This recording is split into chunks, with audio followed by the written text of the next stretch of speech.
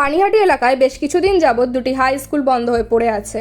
তার মধ্যেই অন্যতম হলো সোদপুর সুশীল কৃষ্ণ শিক্ষাতান বয়েজ। এই বিদ্যালয়টি এখন ছাত্র সংখ্যা নেই বললেই চলে। শুধুমাত্র হাতে গোনা কয়েকটি শিক্ষকরা আসেন, কিন্তু ছাত্রের সংখ্যা একেবারেই শূন্য। পাশাপাশি পানিহাটি এলাকার ভুবনেশ্বরী গার্লস স্কুলেরও এই একই অবস্থা। সীমিত কয়েকজন ছাত্রী এবং হাতে গোনা কয়েকটি শিক্ষক শিক্ষিকা নিয়ে বিদ্যালয়টি প্রায় বন্ধের মুখে। অনেক বছর ধরে এই স্কুলের গেটের সামনে ময়লার স্তূপ জমে আছে। স্থানীয় বাসিন্দাদের অভিযোগ, প্রশাসনকে জানানো সত্ত্বেও কোনো রকম ব্যবস্থা এখনো করা হয়নি। এই রকমই স্কুলের সামনে মেন গেটের কাছে প্রতিনিয়ত ময়লার স্তূপ জমে থাকায় ক্ষুব্ধ বাসিন্দারা। এই অবস্থায় কোনো অভিভাবকই তাদের সন্তানদের বিদ্যালয়ে আসতে দেয় না।